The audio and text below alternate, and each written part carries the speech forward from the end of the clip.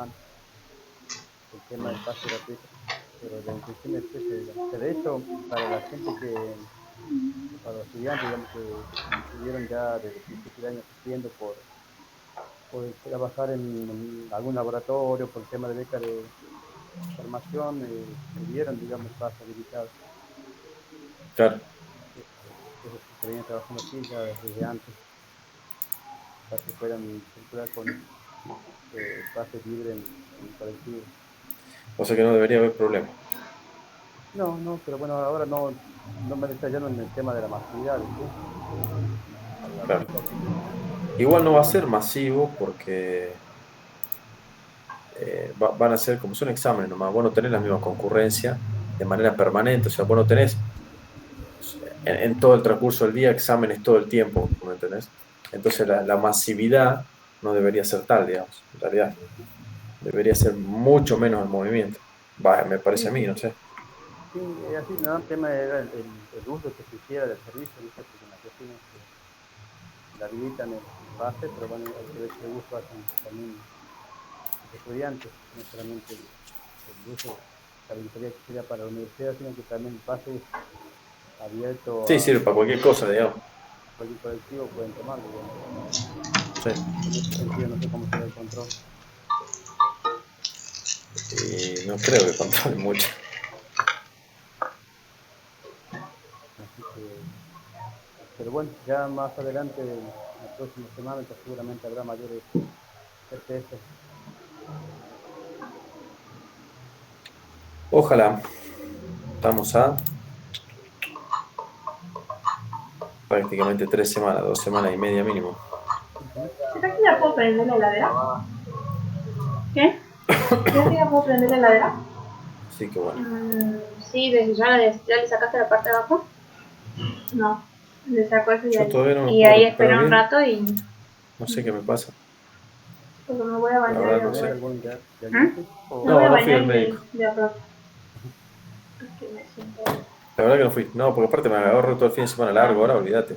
Recién hoy Ay, tendría sí, que haber ido al además médico. transpirando un montón. Y ya me siento un poco mejor, pero Y todavía tengo medio una molestia. Por eso si por ahí me agarran como así, como ataques de tos, ¿viste? Me empieza a molestar y tengo un ataque de tos por 5 minutos.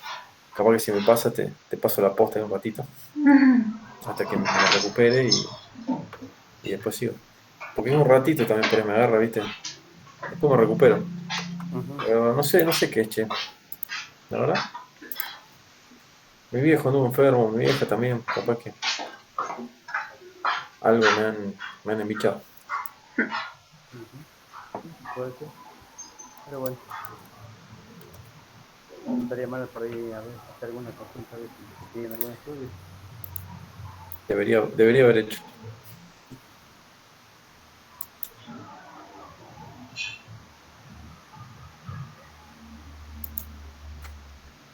Bueno, ¿crees que vamos arrancando? Dale. ¿Cómo están, chicos? ¿No tienen ninguna consulta de lo que se ha visto en las clases anteriores? ¿O alguna consulta particular?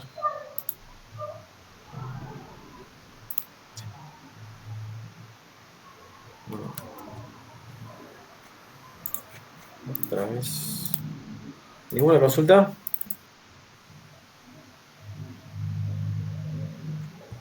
Por mi parte no, profe. Bueno, No tienen duda, los chicos son buenos. qué bueno, sí. A ver. Uy, otra vez estoy con los permisos.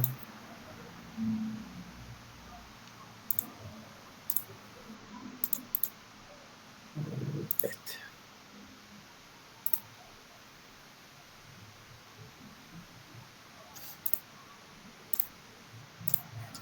¿Se ve, no? Sí. Sí, profe. Buenísimo. Bueno, si no hay consultas, si nadie tiene ganas de hablar un ratito, podemos arrancar. ¿Ya estás grabando? Sí. Bueno, sigamos con lo que nos atañe, que es el avance de la teoría de un tema nuevo que habíamos arrancado la clase pasada, que es particularmente la función logística es el tema, y nos íbamos a enfocar particularmente en dos ítems particulares. Uno era el control o la metodología de control de stocks y otro un poco la gestión del departamento de compras, que algo ya hemos charlado, ¿sí? Y lo vimos en la clase pasada. Siguiendo con lo que hemos venido hablando, vamos a seguir con lo que es el control de stock y esa cantidad que venimos hablando de cuánto es el stock suficiente, cuándo es poco, cuándo es mucho, y venimos hablando bastante de eso. Habíamos dicho que si teníamos mucho, bueno, producción iba a estar chocho. ¿Por qué? Porque producción iba a tener siempre material para producir, entonces nunca se iba a quejar. Ahora, desde el punto de vista de compras o del sector financiero, de los sectores más administrativos de la empresa, nos iban a poner el grito en el cielo. ¿Por qué? Porque íbamos a tener mucho material inmovilizado. Entonces había ahí un juego, había ahí un conflicto de intereses, si quieren, entre un par de sectores, tres particularmente, que se peleaban para ver cuál era la cantidad de stock o cuál es la cantidad de material apropiada que hay que tener en un galpón, en un almacén. Entonces lo que dijimos es que, bueno, teníamos que llegar a un acuerdo, ¿sí? Y para hacerlo vamos a encontrar analíticamente, y después vamos a ver el significado que tiene, una cantidad que íbamos a denominar como óptima, que después vamos a ver que se llama lote económico de compra, lote óptimo de compra, también lo pueden encontrar en alguna bibliografía, que es esa cantidad que conjuga todas estas características, que es lo suficiente como para no cortar la producción, que no tengamos un faltante, ¿sí? Pero tampoco es un exceso que represente un gran capital inmovilizado dentro de nuestro almacén, dentro de nuestra empresa, ¿sí? Entonces dijimos que teníamos que conjugar todas estas partes para llegar a la mejor situación posible y a la mejor decisión posible. Y para poder hacerlo vamos a usar una herramienta que va a ser básicamente un análisis económico, ¿sí? Un análisis particularmente de todo lo que es la compra, de todo lo que involucra comprar ese bien y guardarlo, ¿sí?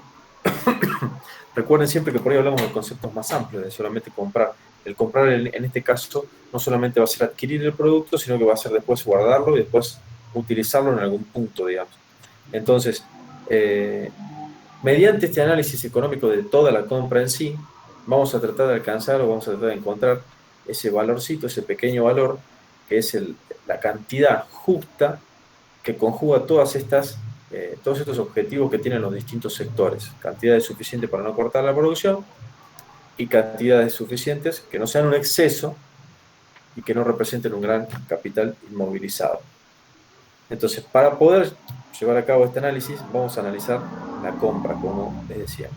Y la compra está compuesta por varias etapas o por varias partes, si quieren, ¿sí? Dentro de esa compra en sí, ¿sí? Vamos a tener tres componentes fundamentales. Uno va a ser el costo de gestión de compra, el costo de adquirir, de básicamente todo lo que se hace, mayormente de punto administrativo, todo lo que se hace, ¿sí? Para poder adquirir un bien, cualquiera sea, un bien o un servicio, ¿sí? Otro componente de ese costo que estamos analizando, ¿sí? De toda esa gestión, es el costo de adquisición propiamente dicho, que este sí es mucho más sencillo de interpretar, que es básicamente el costo del bien o del servicio, ¿sí? Después uno que es tal vez un poquito más complicado de entender, pero tampoco tanto, que es el costo de almacenamiento propiamente del bien en sí, ¿sí? En este caso sí de un bien, un servicio normalmente no se almacena. Entonces el costo de almacenamiento particularmente es el costo de tener un artículo en un almacén, ¿sí? Tenerlo físicamente esperando en un almacén a ser utilizado, sea materia prima, sea un repuesto, sea un material, lo que sea, ¿sí? Entonces, analizando toda esta gestión de compra, todos estos costos que involucran la compra, haciendo el análisis económico de este costo total, vamos a intentar de encontrar cuál es la cantidad, o sea, el número de unidades, somos bien específicos, que cumple con todos estos objetivos que charlamos de tener las cantidades suficientes, pero no en exceso. Vamos a arrancar partiendo de definir lo que es el costo total esperado, que es este costo total que estamos hablando, este costo de comprar en sí un bien, y que este costo total, como venimos charlando, está compuesto por estas tres partes que ya mencionamos. El costo de gestión, marcado como C sub G, el costo de adquisición, ¿sí? Marcado como C sub A, y el costo de almacenamiento, marcado como C sub AL, ¿sí? Arranquemos con el costo de gestión. El costo de gestión un poco son todas las tareas administrativas, como veníamos charlando. El costo de gestión es a ver cómo se los explico para que lo entiendan bien, ¿sí? Cuando hablamos del costo de gestión, estamos hablando, si ustedes ven la función matemática, y ustedes van a ver que es K por N, siendo K el costo de colocación de una orden de compra, por N que básicamente es la frecuencia, o sea, básicamente la cantidad de veces que lo hago, ¿sí? Y la frecuencia a su vez se puede expresar como la demanda, o sea, la cantidad de artículos que compro en un periodo, dividido, ¿sí? La cantidad que compro, o sea, el lote, si yo consumo 100 y compro de a 10, significa que mi frecuencia es 10. Si mi lote es 10, mi demanda es 100, mi frecuencia va a ser 10, ¿sí? O sea, yo compro de a 10 artículos, compro 10, 20, 30, así hasta llegar hasta 100. Por ende, mi frecuencia va a ser 10, ¿sí? Esto es, creo yo, sencillo. Si no, me frenan y me preguntan. Ahora, lo tramposo, si quieren, o lo más vidrioso de analizar, es la variable K, que es el costo de colocación de una orden de compra. Y esto es netamente administrativo, como ustedes ven ahí, digamos. O sea, el costo de colocación de una orden de compra es todos los gastos en los que yo incurro desde que producción me pide algo, o almacén o mantenimiento me pide algo, hasta que efectivamente yo coloco esa orden de compra. Le digo, sí, a vos, proveedor, te voy a comprar ese bien. Y ahí hay un montón de costos que a veces son muy abstractos, son difíciles de ver, digamos. Fíjense que dentro de esos costos, como dice ahí en la diapo, sueldos, papelería, es sumamente amplio. O sea, desde el sueldo del comprador, que yo lo estoy pagando al comprador, ¿sí? Hasta toda la papelería, o sea, todos los artículos de librería que utiliza, hasta si utiliza un teléfono, si utiliza un teléfono, si utiliza usualmente un vehículo para ir a visitar ciertos proveedores, bueno, todos esos costos se pueden cargar a esta constante K, ¿sí? Entonces, ¿cómo yo la voy a terminar calculando? Voy a terminar sumando todos los costos asociados de este comprador que detecta la necesidad, ¿sí? Hasta que emite una orden de compra, lo voy a terminar sumando y lo voy a terminar dividiendo perdón, por la cantidad de órdenes de compra que yo manejo en un periodo. Normalmente cuando hablamos de periodo hablamos de un año, pero ustedes entiendan, por eso yo trato de ser lo más general posible. El periodo puede ser más chico también, puede ser más largo. Entonces, este periodo, que normalmente es un año, ¿sí? Se divide todas las órdenes de compra que yo emití en ese año, ¿sí? Con los costos que yo tuve ese año para lo que es gestión, o sea, todo lo que me salió, hablando mal y pronto, el departamento de compras, básicamente, ¿sí? Todos los costos que tuvo, que incurrió. Entonces, esta variable K se determina, o sea, esto lo pueden determinar fácilmente en una empresa. Ustedes, en cualquier lugar en el que entren, pueden charlar con los responsables del sector para decirle, bueno, cuánto me sale esta persona, cuánto me sale una hora de esta persona, cuánto me sale la librería, cuánto me sale un teléfono, cuánto tiene un vehículo, no tiene un vehículo. Todos los costos asociados a esa gestión de compras se meten en una bolsa y se dividen por la cantidad de órdenes de compra que emiten en un periodo, ¿sí?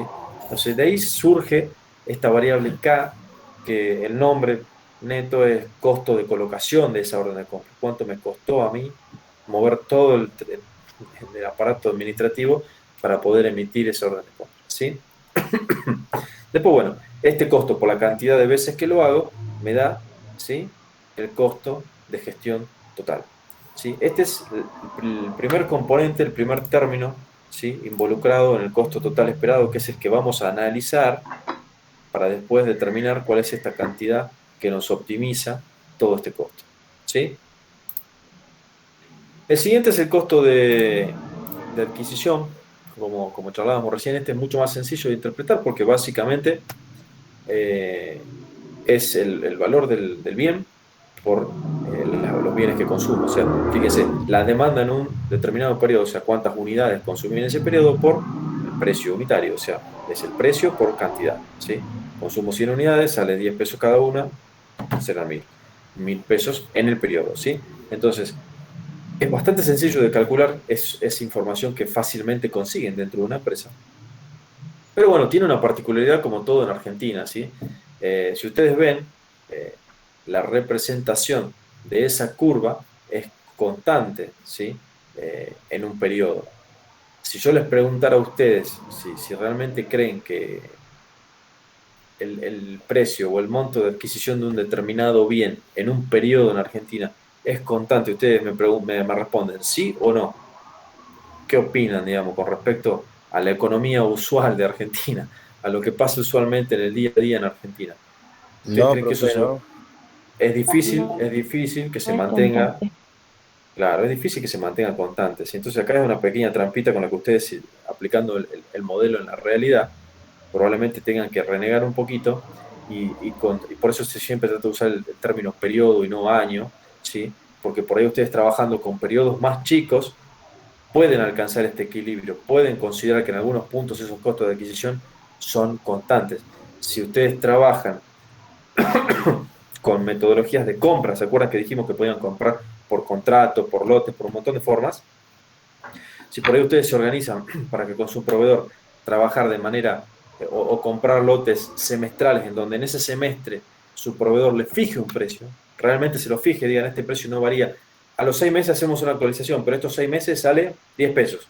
Bueno, entonces en ese periodo, en esos 6 meses, no en el año, en ese periodo particular, ustedes pueden encontrar, digamos, una cierta constancia o un nivel equilibrado de lo que puede salir un bien. ¿Sí? Entonces, en Argentina es medio complicado, pero bueno, es factible, se puede usar la herramienta acomodándola un poquito para que nos sirva y para que nos dé realmente información muy útil. ¿Sí? ¿Me siguen hasta acá? Cualquier cosa, por favor, me van preguntando. Después, para determinar el costo de almacenamiento, que es el que sigue, ¿sí? Es el último término de este costo total que estamos analizando, para después poder determinar un valor que optimice esa ecuación de costo total y que conjugue todos los objetivos que teníamos en los distintos sectores, de no tener demasiado, pero tener sí lo suficiente para no cortar una línea de producción. El costo que le sigue dentro de esos términos es el costo de almacenamiento. El costo de almacenamiento, sí vamos a hacer un análisis un poquito más complejo, porque no es tan sencillo como los anteriores, ¿sí? Lo primero que vamos a hacer para determinar el costo de almacenamiento, para entenderlo, vamos a aplicar lo que es un diagrama o un modelo dientes de sierra, un diagrama dientes de sierra, ¿sí? El diagrama dientes de sierra se utiliza para representar en el tiempo el consumo de unidades que yo tengo en stock, ¿sí? Si ustedes se fijan, ¿sí? En la curva, ¿sí? En el eje de las X que tenemos el tiempo y en el de las Y las unidades. Y van a tener una curva en azul que representa básicamente el consumo que existe de un bien en el tiempo. ¿Qué significa esto? Que si nosotros tomamos el tiempo cero, este que está acá, ¿sí? Yo de un determinado bien tengo Q unidades, o sea, tengo mi máximo stock posible, Q unidades, ¿sí? Nivel máximo de stock. Y a medida que va pasando el tiempo, yo voy consumiendo, o sea, digamos que esto es materia prima, y yo la voy consumiendo, la voy transformando en un bien terminado, a entregar al cliente, hasta que llega un punto donde yo choco el eje de los X, y eso ¿qué significa? Que me quedé sin unidades, ¿sí? Por ende yo consumí todo mi stock, ¿sí? En ese momento, digamos que esto es una curva, esto es un diagrama ideal, ¿sí? En donde todo funciona bárbaro y esto no es Argentina. En ese momento yo debería automáticamente, inmediatamente, recuperar mi stock para poder seguir alimentando mi proceso productivo, ¿sí? Entonces, eso es lo que representa el diagrama del diente de sierra. Y tiene dos particularidades que no son reales, pero que nos sirven para interpretar cómo se comporta el consumo de un bien a lo largo de un sistema productivo, de un periodo en un sistema productivo. El primero, como dice la diapo, es que el consumo específico es constante, o sea, la cantidad de unidades que yo consumo por unidad de tiempo es constante, es siempre la misma. 1 unidad por día, 2 unidades por día, 3 por día, 1 por hora, 4 por hora, pero es siempre igual, ¿sí? Entonces, por eso, la curva tiene ese comportamiento, ¿sí? De recta, ¿sí? Donde la pendiente, si ustedes se acuerdan algo de análisis, donde la pendiente representa ese consumo específico, ¿sí? Otra particularidad que tiene el sistema es que la reposición de insumo la consideramos inmediata. ¿Se acuerdan que yo les dije? Cuando llegamos al eje de los X nos quedamos sin unidades, inmediatamente reponemos, ¿sí? Al punto de stock máximo. Eso en la realidad no sucede tampoco, pero a fines de interpretar el costo de almacenamiento e interpretar el diagrama de diente de sierra, lo vamos a tomar como verdadero. Entonces, esa es la explicación del diagrama de dientes de sierra y eso más o menos, sacando estas salvedades, cómo se comporta el consumo de un determinado bien para ser procesado para obtener un bien final. O sea, yo voy consumiendo, consumo hasta que se acaba, repongo, consumo y vuelvo a reponer el bien y así sucesivamente. Por eso se llama diagrama de dientes de sierra, porque si ustedes se fijan la formita, ¿sí? Es como si estos fueran un serrucho, ¿sí? Dientes de sierra, ¿sí? Entonces, particularidades de este diagrama, que a medida que, como dice la diapo, a medida que aumenta la frecuencia, se agregan triángulos, ¿sí? Entonces, a medida que yo voy consumiendo más rápido, voy comprando más rápido, se hacen cada vez más triángulos, cada vez más chiquitos, en donde probablemente, esto es una imagen, no puedo cambiar, pero donde probablemente también observen que la pendiente de esa curva seguramente va a ser mucho más pronunciada, ¿sí? ¿Por qué? Porque el consumo es mucho más rápido en un caso que en el otro, ¿sí?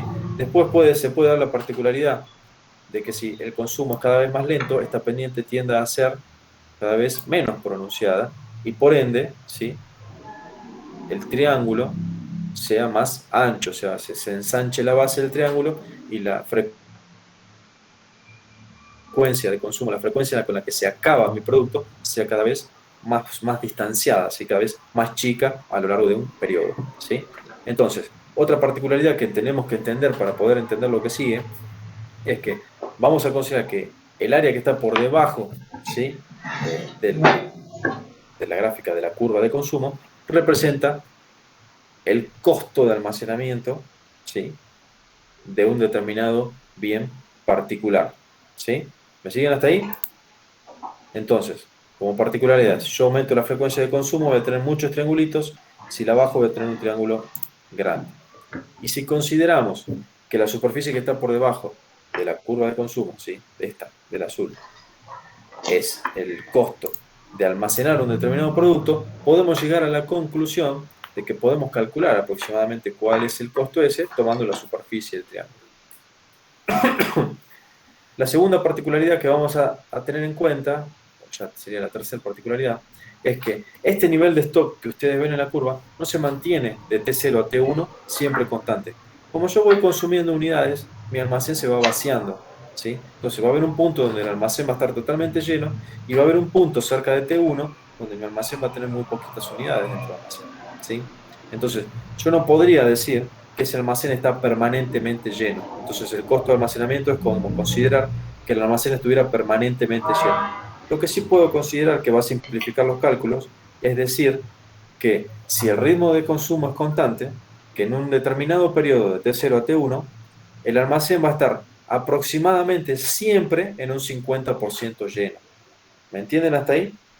¿Sí? Es como decir, yo no puedo considerar para costear ese almacenamiento que está siempre lleno, tampoco lo puedo considerar vacío, o sea, ni T0 ni T1. Ahora, yo sí puedo decir, como el consumo es constante, que aproximadamente en un determinado rango de tiempo hay un 50% del almacén que siempre está lleno. Entonces, ¿cómo yo voy a calcular el costo de almacenamiento? Como la superficie del triángulo, ¿sí? Sobre 2. O sea, el 50% de esa superficie. Y si ustedes se acuerdan un poquito de cómo es la superficie del triángulo, van a ver que es base por altura sobre 2. ¿Sí? ¿Me siguen hasta ahí? Donde la cantidad, por supuesto, está considerada al 50% por lo que acabamos de charlar. ¿Me siguen hasta ahí? Haciendo esa suposición que acabamos de hacer, podemos empezar a analizar lo que es el costo de almacenamiento. Y el costo de almacenamiento tiene otra particularidad. Fíjense que en su curva, ¿sí? Parte del origen, ¿sí? Por más que ahí parezca que parte de un poquito más arriba, pero parte del origen. Y eso tiene una razón muy lógica. ¿Cuál sería? ¿Sí? Que si no hay nada almacenado, el costo de almacenamiento va a ser cero, digamos, ¿sí? Esto tiene una razón particular, por supuesto, ¿sí? En el caso de que yo no almacene, no tengo costo de almacenamiento, lo cual es perfectamente lógico, ¿sí? Pero ahora, ¿cómo lo vamos a calcular el costo de almacenamiento? Para poder calcular el costo de almacenamiento no solo vamos a tener consideración del espacio, que es lo que charlamos recién en función del diagrama, sino también el costo, cómo yo monetarizo, cómo yo cuantifico cuánto vale ese producto que yo tengo guardado. Porque si no estamos hablando de espacio o de unidades físicas, ni uno ni otro contemplan nuestro fin, que es hacer un análisis económico. ¿sí? Entonces, ¿cómo yo cuantifico cuál es el costo de almacenamiento en términos monetarios? Y para poder cuantificarlo voy a usar otras dos variables que están descritas ahí, que uno es el precio unitario, o sea, voy a cuantificar con lo que vale, ¿sí? ese bien, ¿sí? Y después lo voy a multiplicar también por P, que es una tasa de inmovilización. O sea, yo cuantifico en dinero cuánto es lo que tengo almacenado, ¿sí? Y le aplico una tasa, que es una tasa de inmovilización o una tasa de almacenamiento. Es un porcentaje, ¿sí? Es un porcentaje que es muy variable, depende del rubro en el que se trabaje, depende del tipo de producto del que estemos hablando, depende de un montón de cosas en realidad, y es una tasa muy variable, ¿sí? Entonces, yo teniendo en cuenta estas cuestiones que venimos charlando, cómo se cuantifica en unidades, cómo se monetariza, o sea, cómo se le da un valor monetario a este análisis económico que estamos haciendo del costo de almacenamiento, y le asignamos también una tasa que va a representar lo que yo realmente tengo inmovilizado. ¿Se acuerdan cuando comenzamos hablando? Dijimos, no tener poco que me corte la línea productiva y no tener demasiado que represente un material inmovilizado que tenga un costo de oportunidad, ¿sí? Porque yo ese dinero lo podría usar en otro lado. Entonces, a ese concepto está asociado el hecho de multiplicar esta cuantificación monetaria de la cantidad con una tasa de inmovilización o con una tasa de almacenamiento, que normalmente se llama. Lo pueden encontrar de cualquier forma en la bibliografía. Entonces, lo que ustedes están viendo acá es la primera expresión matemática que tenemos de lo que representa el costo de almacenamiento, de cómo se calcula, ¿sí? Que va a terminar siendo un medio de Q por B por P. Entonces, ese es el más tradicional, si quieren, el más común que ustedes van a encontrar en bibliografía. Esto se puede ampliar o se puede, si quieren, complicar un poquito con este concepto, el de A por E por Q, que es sumarle al concepto original de costo de almacenamiento otro término, ¿sí? Que intenta medir cuánto sale el espacio que está ocupando realmente ese artículo. O sea, no solo decir cuantifico el bien y cuánto me sale tenerlo inmovilizado, sino que voy a cuantificar también en términos monetarios, por supuesto, el espacio que está ocupando ese bien, cuánto me sale tenerlo, ¿sí? Y ahí sí entran un montón de otras variables, porque ustedes podrían considerar que el costo en peso por metro cuadrado de donde está guardado ese bien tiene asociado costo, por ejemplo, de seguridad, costo de una persona que tiene que ir permanentemente a ver si que no se roban el bien, digamos, algo tan tonto, pero realmente pasa en la industria, que no se roben, seguridad perimetral, el costo de una infraestructura de un galpón porque no puede estar en la intemperie, o eso es más común, pero por ejemplo hay artículos que tienen que estar con una atmósfera controlada, lo que significa que tienen que estar en una atmósfera con determinada temperatura y humedad, y eso tiene un costo. Entonces, todos esos costos se pueden incluir dentro de este segundo término del costo de almacenamiento, ¿sí? E incorporarlos al costo total, digamos, a este costo ampliado de almacenamiento, en los casos que requiera. Son casos particulares, normalmente la expresión que vamos a encontrar es esta, ¿sí? Un medio de Q por B por P. Esa es la expresión que normalmente van a encontrar en bibliografía y que en la mayoría de los ejemplos vamos a dar, no vamos a complicar mucho más que eso, pero si quisieran, sepan que existe, que también puede ser objeto de alguna pregunta, sepan que existe un costo ampliado, un costo de almacenamiento ampliado que involucra no solamente la cuantificación de las unidades, sino también el espacio que efectivamente utilizan esa cantidad de unidades dentro de una fábrica. ¿Me siguen hasta ahí? Bueno. Ahora que nosotros conocemos cuáles son todos los términos de este costo total, de esta ecuación de costos que estamos analizando, en la cual vamos a hacer ese análisis económico de la compra, vamos a reemplazar todos los términos que encontramos en lo que originalmente planteamos de costo total esperado o del CTE que veníamos charlando.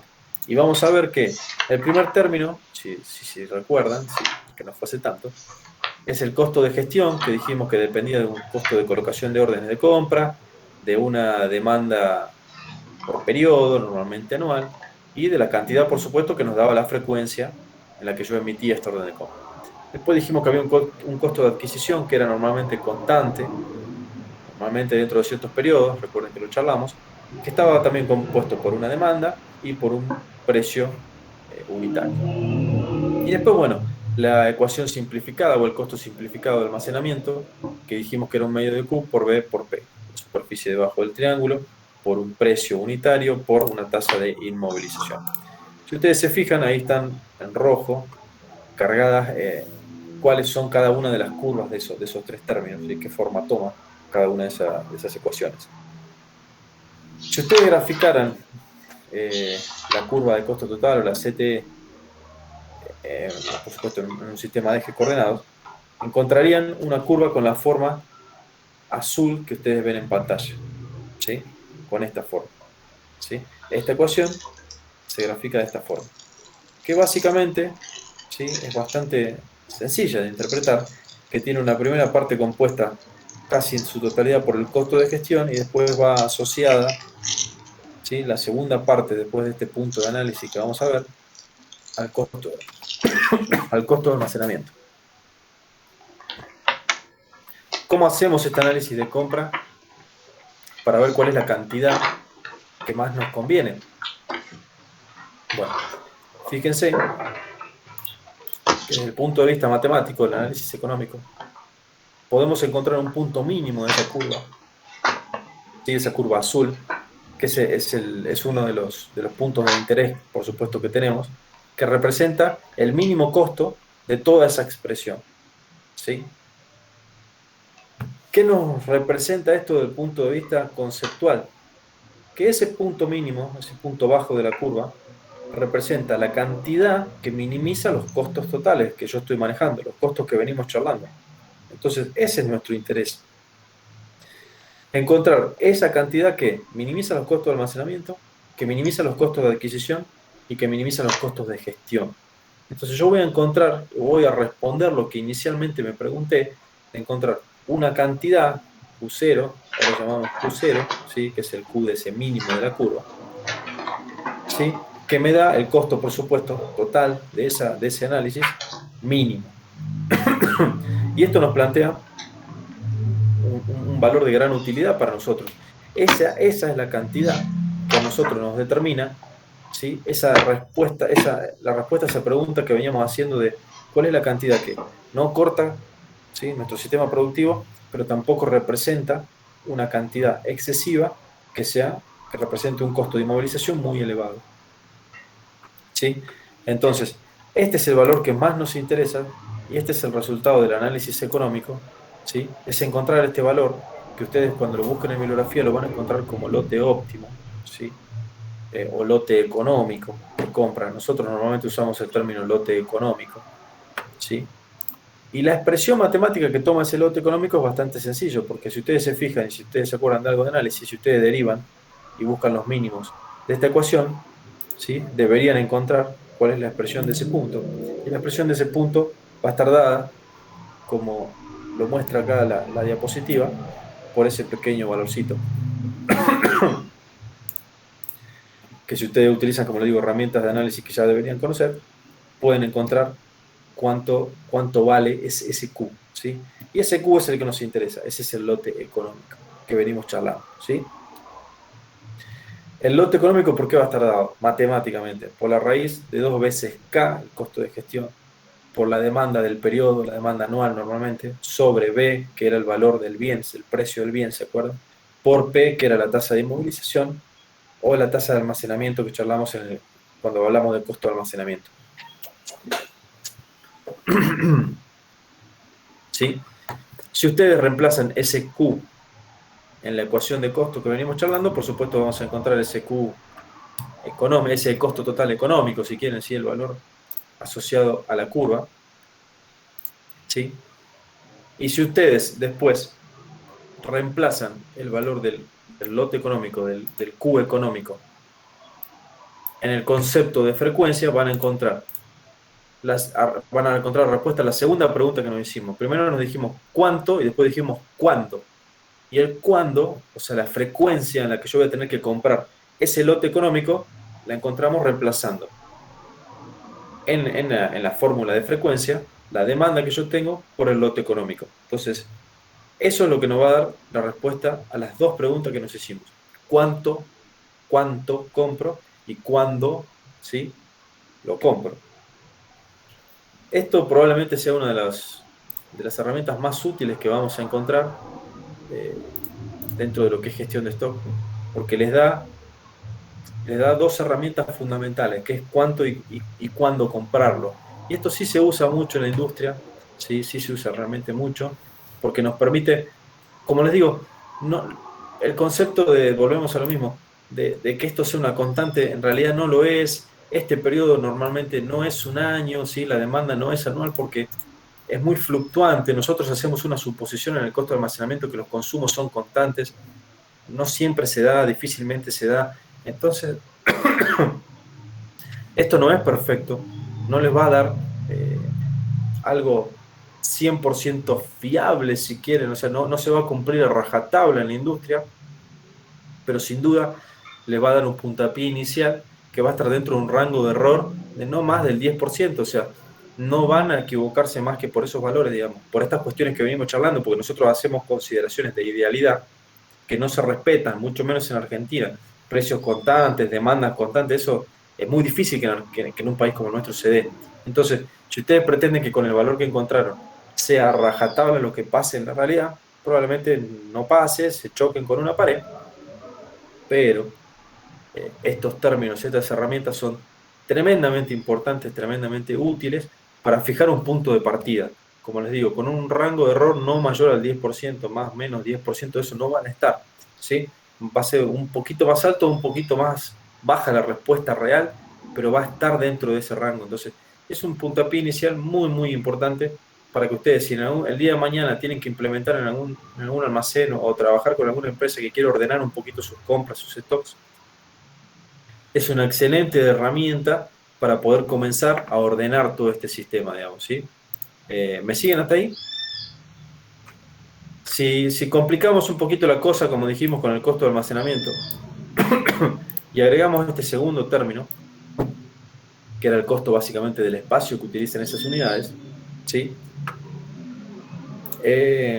Vamos a encontrar un lote económico prima, ¿sí? Un QE prima, ¿sí? Que va a tener, por supuesto, otra ecuación, que va a tener otra forma, por supuesto, ¿sí?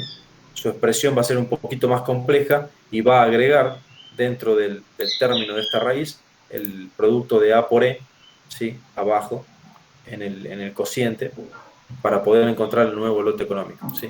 Pero eso es básicamente matemática, no hay más complejidad que esa, simplemente agregar un término y volver a despejar y ver qué término se encuentra, ¿sí?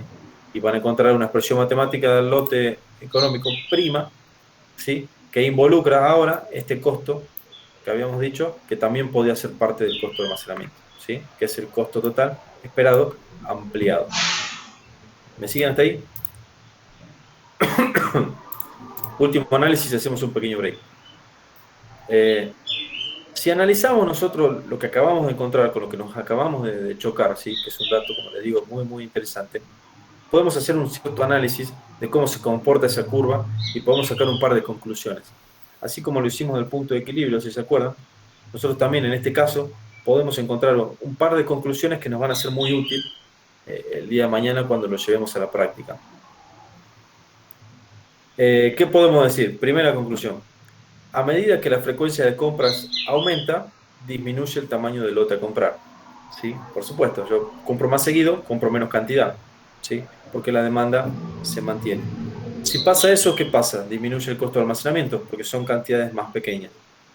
Pero aumenta el costo de gestión. ¿Por qué? Porque aumenta mi frecuencia de compra. Si aumenta mi frecuencia de compra, significa que yo cada vez emito más órdenes de compra. Por ende, la tarea administrativa se multiplica, ¿sí? Entonces, ¿qué conclusión podemos seguir sacando? Entonces, como dice la diapo, el costo total, la curva azul, si ustedes ven, en un principio disminuye abruptamente a medida que yo aumento la cantidad, o sea, aumento el lote, hasta un punto, el mínimo, por supuesto, en donde vuelve a empezar a crecer, ¿sí? Entonces, ¿dónde a ustedes les parece que es mucho más abrupto el cambio? Y se va, es evidente por solo ver la gráfica, se van a dar cuenta que a la izquierda, por esta zona del gráfico, de este lote, de esta cantidad económica u óptima, el cambio es mucho más abrupto que si nos vamos a la derecha, ¿sí? Porque por supuesto se aplana porque toma más la forma del costo de almacenamiento. Entonces, ¿qué nos permite, digamos, interpretar o qué nos permite concluir? Que en el caso de que yo tenga que tomar una decisión de si optar por un lote de compra un poquito más alto o un poquito más chico, siempre me va a convenir irme hacia la derecha. ¿Por qué? Porque es mucho más plana la curva.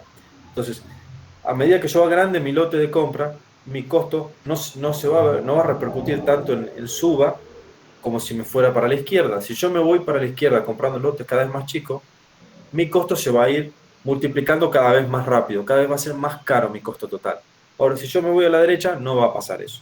Entonces, conclusión básica, en el caso que yo no pudiera adquirir el Q0 este o el Q óptimo, el Q económico, perdón, siempre voy a tender a comprar un poquito de más, aumentando ligeramente el costo de almacenamiento, pero disminuyendo el costo de gestión. ¿Me siguieron hasta ahí? ¿Sí? Esa es la primera conclusión dentro de lo que es el análisis de esta curva que podemos hacer. ¿Sí? Es muy sencilla, es simplemente de ver la curva, uno lo puede interpretar, como charlamos con el punto de equilibrio, y creo que está claro. No sé si tienen alguna pregunta hasta acá, hagamos un pequeño descansito, yo me voy a tomar un vaso de agua y después seguimos. ¿Les parece? Fede, ¿querés que cortemos 10 minutitos? Dale, dale, dale. Bueno, entonces chicos, son y 50. Sigamos a las 16, a las 16:00. Así hacemos un pequeño break y me recupero de la garganta. ¿Sí? Bueno, estimo que me escuchan. Ok, profe. Bueno, profe. Bueno, profe.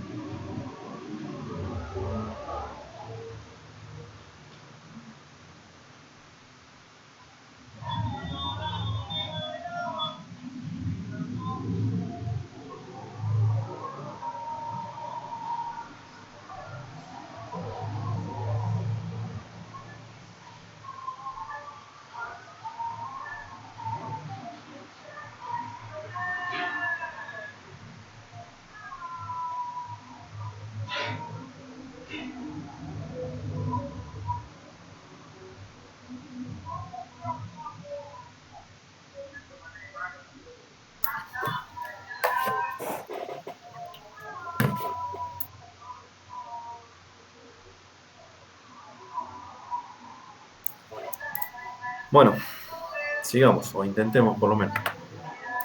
Vamos a ver si me acompaña la voz.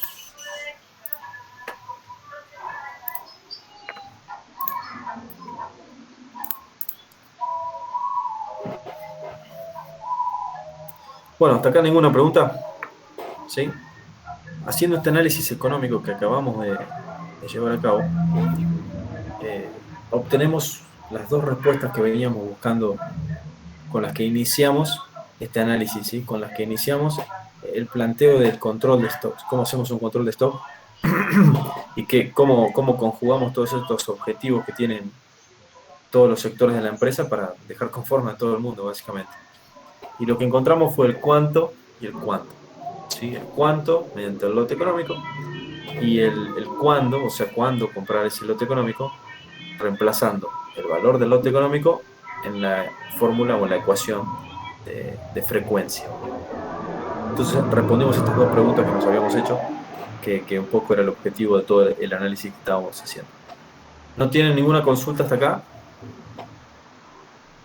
¿Se entendió? ¿Se interpretó? ¿Conceptualmente se entiende de qué estamos hablando? ¿Qué es el lote económico? ¿Por qué lo encontramos? ¿No? Bueno. Profesor, una pequeña pregunta. Sí. Si me dijeran un dato de costo de almacenamiento unitario, es como que me estuvieran diciendo cuánto es el precio unitario por la tasa de inmovilización dividido entre dos.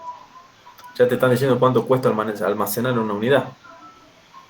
Sí. Cuando vos calculás el costo de almacenamiento, calculás un medio de Q por B, siendo Q la cantidad de unidades que almacenás, el total de las unidades, ¿sí? ¿Se entiende o no? Te están dando el costo unitario, ese costo de almacenamiento por una unidad. ¿Me seguís? Sí. Okay.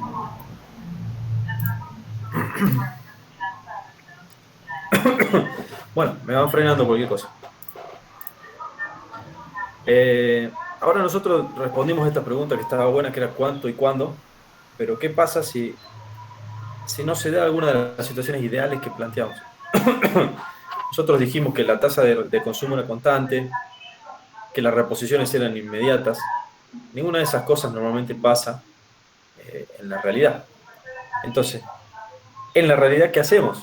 ¿Sí? Y bueno, para poder sortear todos estos inconvenientes, todas estas fluctuaciones que normalmente nosotros no podemos controlar, nace otro concepto, que es el stock de protección. El stock de protección, como bien su palabra lo dice, intenta protegernos, intenta cuidarnos de todas estas anormalidades o todas estas situaciones que se escapan del ideal, ¿sí? Como dice la diapo, si hay una demora de reaprovisionamiento, ¿se acuerdan que nosotros dijimos era instantáneo?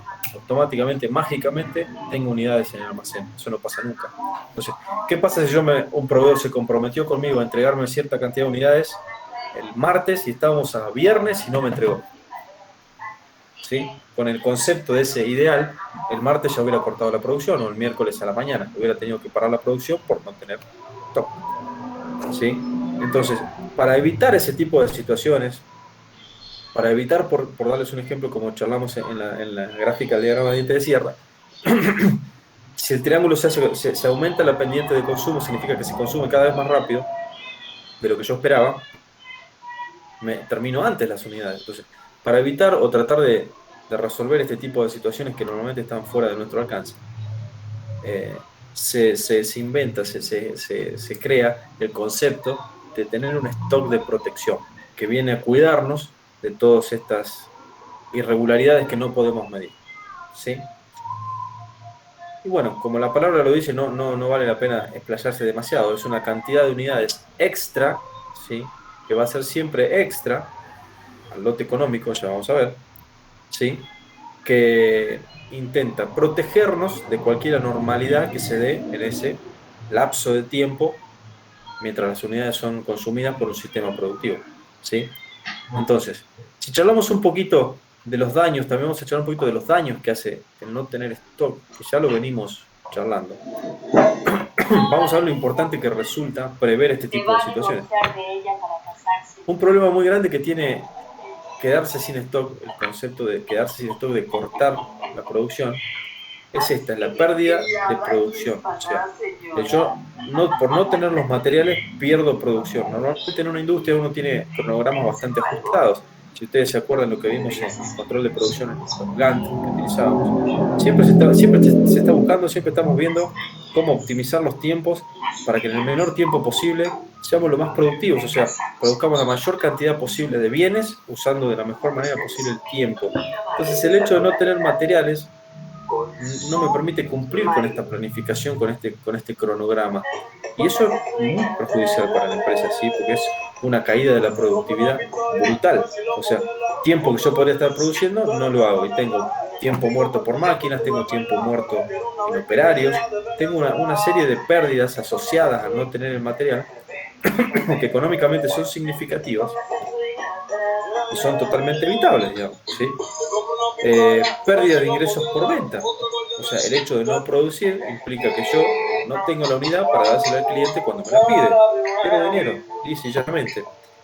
Pérdida de imagen organizacional. Esto es mucho más filosófico, si quieren, es más conceptual.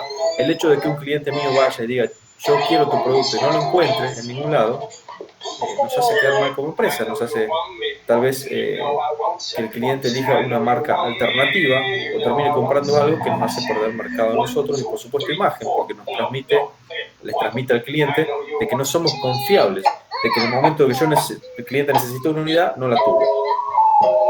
Entonces eso es muy perjudicial para nosotros. Que por supuesto va relacionado con lo que dice debajo, la pérdida de confianza.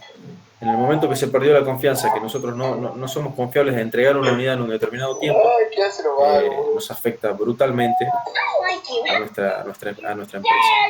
Y por supuesto gastos por incumplimiento de contratos, este es un poco más abstracto, pero si ustedes se acuerdan que nosotros charlamos en la gestión de compra, las metodologías de compra, que nosotros podíamos comprar por contratos, o sea, yo compro determinada cantidad de unidades mes. Nosotros podemos trabajar de la misma forma, nosotros podemos ser productores de un bien intermedio, ¿sí? Que compra a otra empresa, ¿sí?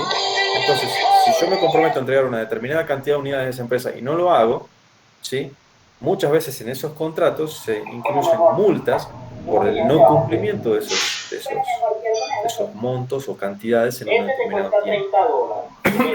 Entonces, fíjense la cantidad de problemas que me puede traer el quiebre de stock o el no tener stock, el no tener una materia prima y cortar la línea de producción o parar el sistema productivo.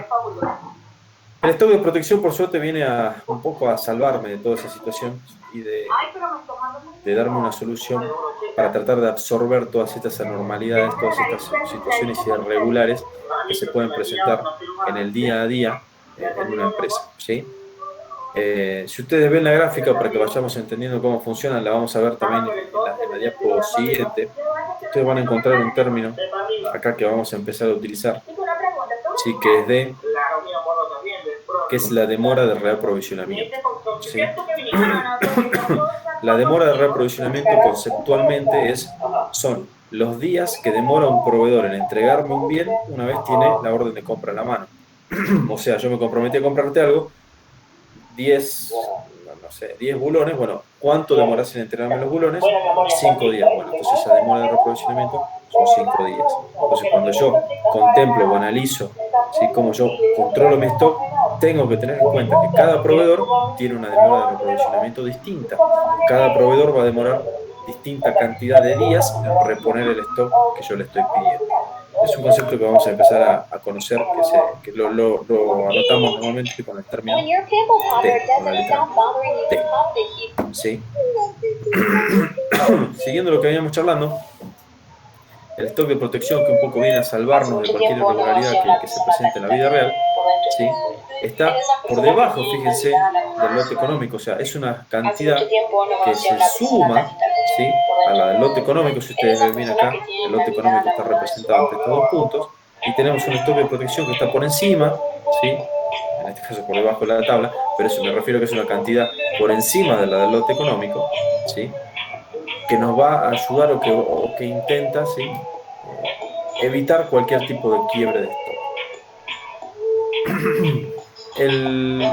La fórmula o la expresión matemática que nos permite calcular ese stock de protección para hacerlo más sencillo es la que se muestra acá, ¿sí?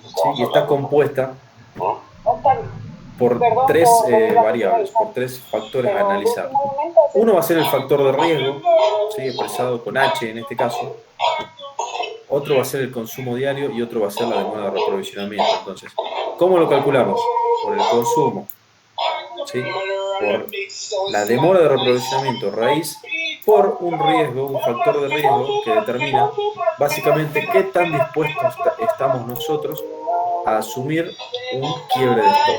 ¿Qué significa con esto? Que si yo asumo un riesgo muy bajo, si asumo un factor de riesgo muy bajo, mi stock de protección va a ser muy alto. ¿Sí? ¿Por qué? Porque no me quiero arriesgar. Y si yo asumo un riesgo muy elevado, o sea, yo quiero correr el riesgo, si estoy dispuesto a asumir ese riesgo, mi stock de protección va a ser muy chico. O sea, es lógico conceptualmente cómo se maneja el stock de protección. A menores riesgos para asumir un quiebre de stock, tengo stock de protección más alto. A mayores riesgos, o sea, a mí no me preocupa. Tal vez es un tipo de industria en el que quedarme sin stock y parar la producción no es algo que me afecte, ¿sí? Eso depende del rubro en el que ustedes estén manejando. No me afecta, entonces decido correr un riesgo muy alto y trabajar con el stock mínimo, entonces el stock de protección va a ser muy chiquito, ¿sí? Ese es conceptualmente cómo funciona el stock de protección, ¿sí? Y si quieren una definición un poco más de libro, más de manual, el stock de protección es el nivel extra, por eso va siempre por encima del lote, que se mantiene en almacén para hacer frente a eventuales quiebres de stock, o sea, tratar de evitar. El stock de seguridad se genera para reducir las incertidumbres que se producen en la oferta y la demanda, ¿sí? Cuando habla de incertidumbres en la oferta y demanda, habla de que, particularmente para que ocurra un quiebre de stock, una demanda excesiva, o sea, a mí me demandan en exceso bienes que yo no tenía previsto. O sea, yo tenía previsto fabricar 100 unidades y vino alguien y me dijo necesito unas 50 más, por ende tengo que fabricar 50% más, pues 50 unidades son 50% más, y necesito un stock para hacer frente a esa fluctuación. Entonces, en el caso de que la demanda caiga, normalmente uno no va a tener problemas de quiebre de stock porque va a tener en realidad un exceso de stock en almacén.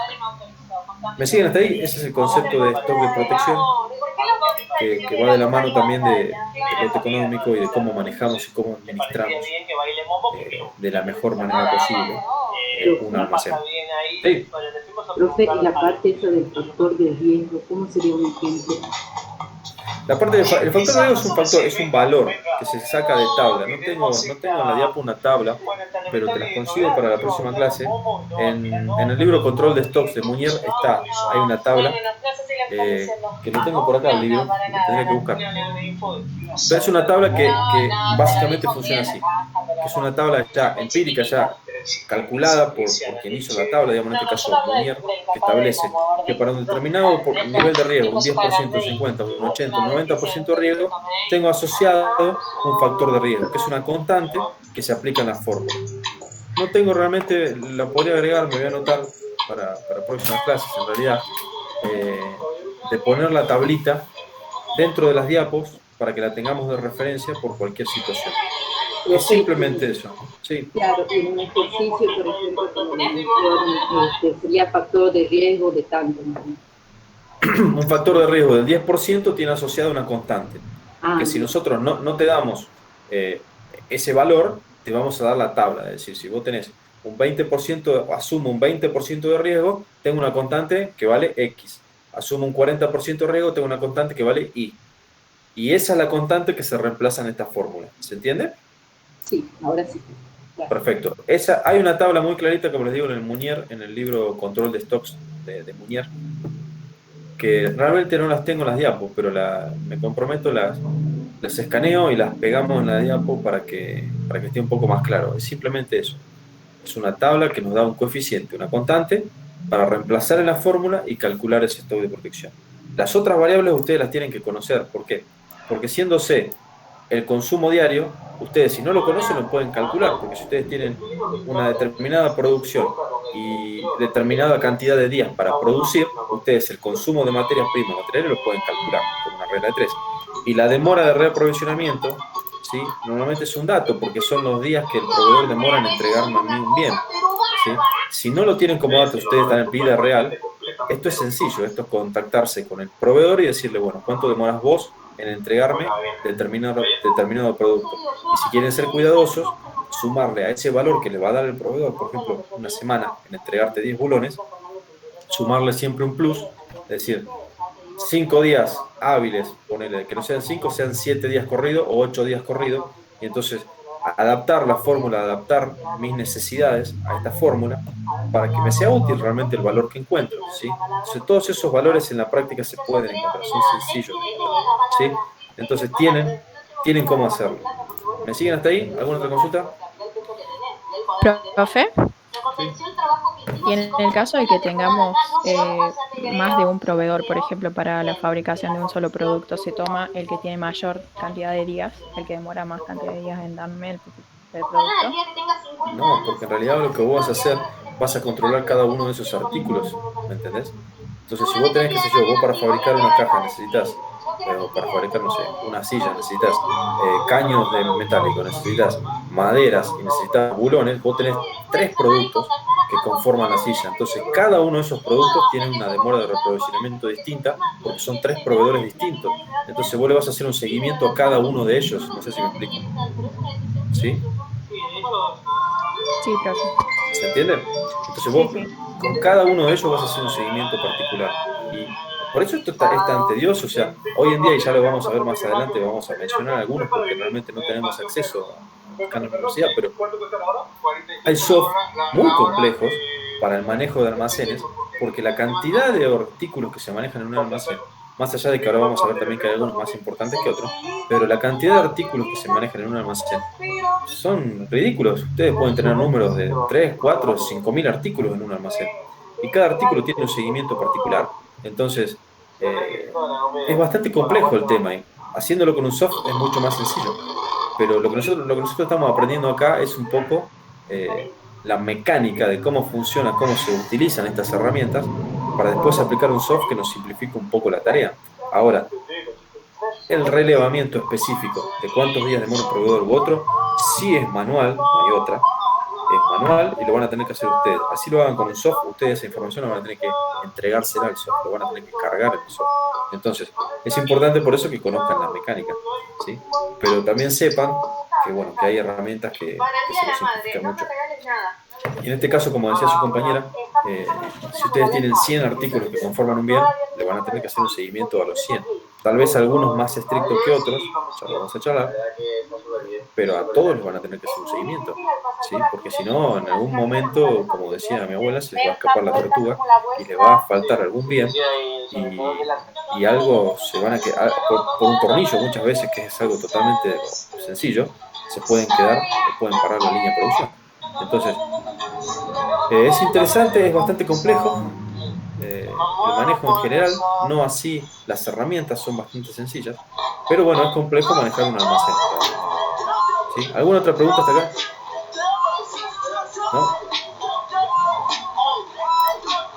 Sigamos entonces. Como veníamos charlando y como su compañera preguntó, que realmente justo dio en la tecla de lo que íbamos a charlar ahora, cuando ustedes tienen muchos artículos, que es lo normal, créanme, es lo totalmente normal en una empresa, cuando manejan mucha cantidad de artículos, se empieza a hacer difícil llevar un control estricto de todos. Como eso es difícil, hoy cada vez más fácil con los soft, que son muy potentes, pero igual requieren laburo, se implementó, se trabajó, se hizo uso de una herramienta que en realidad tiene muchos años, como el diagrama de Pareto, para determinar o establecer una clasificación que me permite identificar dentro de un universo de artículos, dentro de una nube de artículos, cuáles son aquellos que son más importantes, cuáles son aquellos a los que yo le tengo que hacer un control más estricto, porque el no controlarlos me puede generar problemas. En este concepto nace lo que es el diagrama ABC, que el diagrama ABC o la metodología, como dice la diapo ABC, deriva de la ley de Pareto, haciendo uso del famoso 80-20, que esto seguramente lo vieron en el micro, la ley de Pareto, que Pareto decía que el 80% de los recursos eran administrados, o algo así, no exactamente, pero la palabra, el 80% de los recursos era administrado o lo tenía el 20% de la población, y el 80% de la población restante solamente manejaba el 20% de los recursos que quedaban. Estaba hablando de dinero, básicamente, Pareto. Entonces había un 20% de gente con mucho dinero y un 80% de gente con realmente muy poco.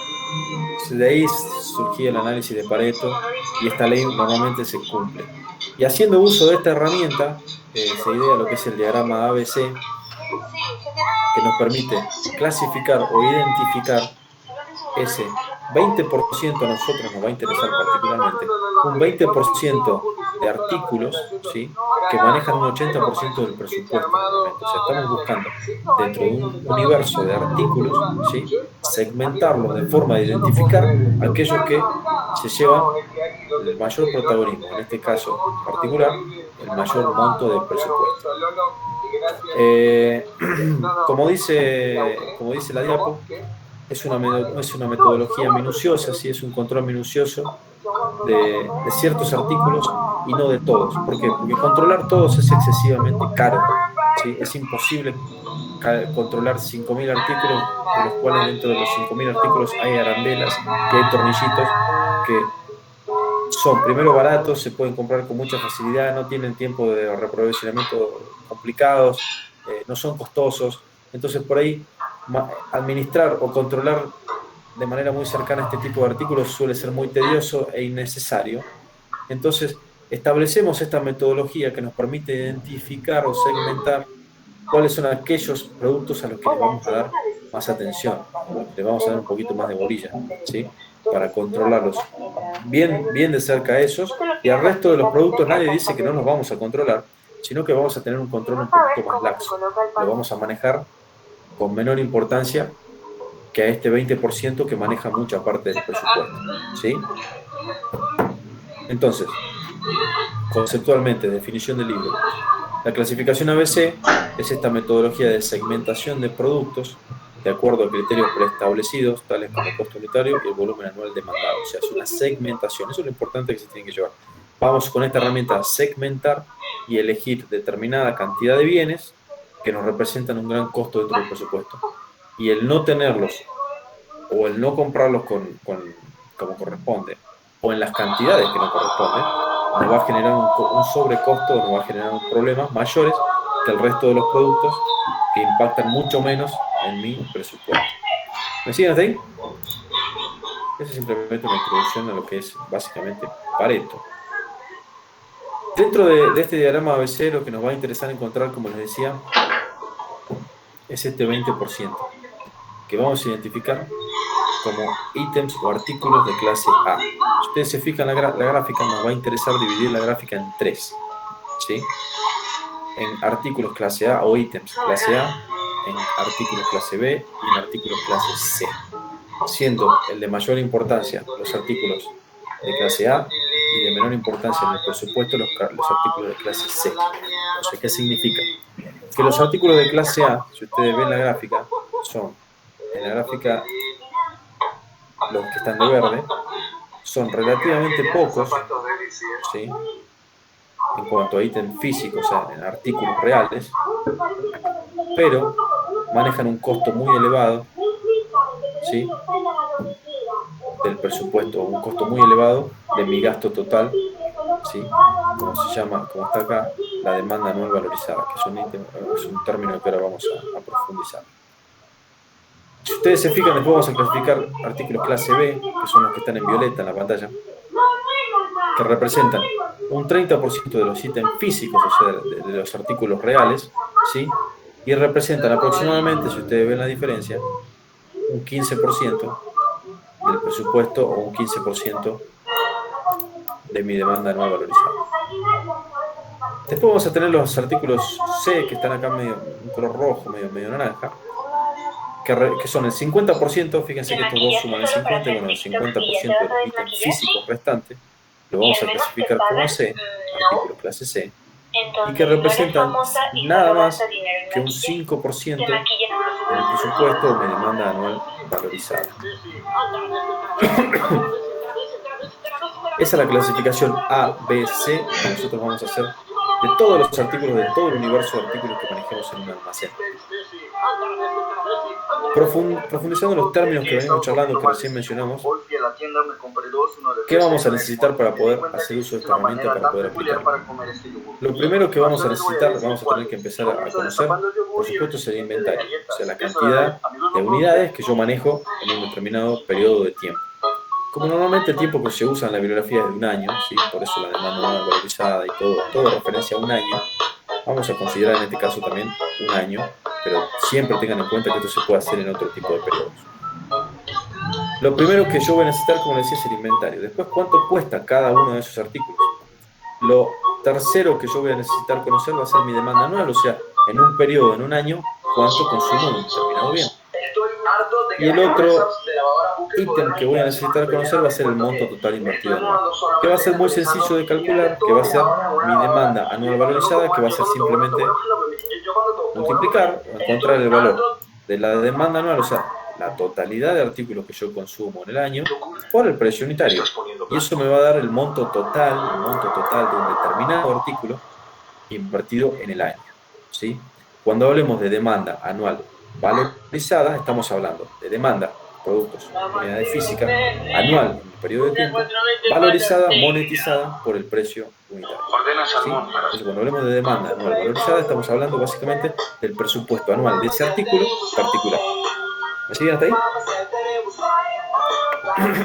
¿Por qué uso la palabra presupuesto? Porque yo no quiero confundirlo, pero quiero también que ustedes empiecen a vincular todos los conceptos que manejamos en la materia. Si yo les digo, y al principio del tema, cuando hablamos de la gestión de compra, cuando hablamos de un presupuesto de compra, cuando hablamos de que comprábamos un determinado ítem y necesitábamos conocer un presupuesto anual, ¿sí?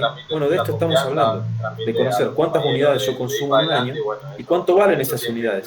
Esto es una herramienta ideal, fundamental, para yo poder presupuestar anualmente cuánto voy a gastar en un determinado cómo le fue hoy, porque ¿sí? hicimos un juego Por de eso, cartas al mediodía y a ver cómo le había ido, a ver si dice la verdad. me gusta por ahí que vinculan todos los temas que venimos viendo en la materia. También repito, si hay algo que no queda claro, por favor me frenan y lo charlamos un ratito más. Entonces, ese monto total invertido, ese presupuesto anual de un determinado artículo es la demanda valorizada, ¿sí? Y se calcula como, bueno, como recién dijimos, cantidades por precio, las cantidades en el año. Para poder construir el diagrama ABC, lo que yo voy a necesitar va a ser armar una tabla como esta. Después yo voy a terminar graficando estas dos columnas que están acá marcadas en rojo, en donde yo, ¿cómo la voy a construir? Yo, para poder construir un diagrama ABC, necesito conocer todos los artículos, el inventario. En este caso particular era un ejemplo para una planta que fabricaba telas, que fabricaba ropas. Y lo primero que necesito conocer es todo lo que uso, mi inventario. Y fíjense que dentro de este inventario figuran un montón de artículos como tela A, tela B, tela C, tela D, tela E, tela F, no importa. Botones, hilos, tijeras, papeles, tizas. Esto es todo lo que yo consumo. Y acá otros insumos, acá los simplificamos porque son muy chiquitos. Y acá dentro de otros insumos pueden entrar cosas ínfimas que realmente no vale la pena hacer un seguimiento específico. ¿Qué voy a necesitar también conocer? La cantidad, en este caso de telas, de metros que consumo en el año, ¿sí? En el caso de los botones, la cantidad en unidades de botones que consumo en el año. Bueno, en este caso está expresado en cajas, y los de hilvanar en metros. En la unidad que ustedes, por supuesto, sea más fácil representar el artículo. Van a necesitar conocer el valor unitario, pesos por unidad. Recuerden que esto, bueno, esto puede variar, pero bueno, en un periodo lo podemos analizar. Y el aporte anual, ¿sí? El aporte anual, que es básicamente la demanda multiplicada por el valor unitario. ¿Sí? ¿Se entiende? ¿Me siguen hasta ahí? Para poder construir la tabla vamos a usar dos columnas, vamos a agregar dos columnas que van a ser ficticias, si quieren la vamos a manejar nosotros, que una va a ser el acumulado en porcentaje de ítem y la otra va a ser el total acumulado de ese presupuesto, de la demanda anual, ¿sí?, valorizada. La primera columna se construye contando cuántos ítems tenemos, fíjense que son 20, y asignándole un peso, una ponderación a cada artículo, que va a ser en este caso 1 sobre 20. O sea, cada artículo tiene este peso dentro de esta tabla, y el peso, el acumulado de los ítems, por supuesto, es la suma, ¿sí? Este ítem pesa solo un 0,05, estos dos ítems pesan 0,1, y así sucesivamente hasta llegar a 1, ¿sí? De 0 a 1 o de 1 a 100, como ustedes quieran.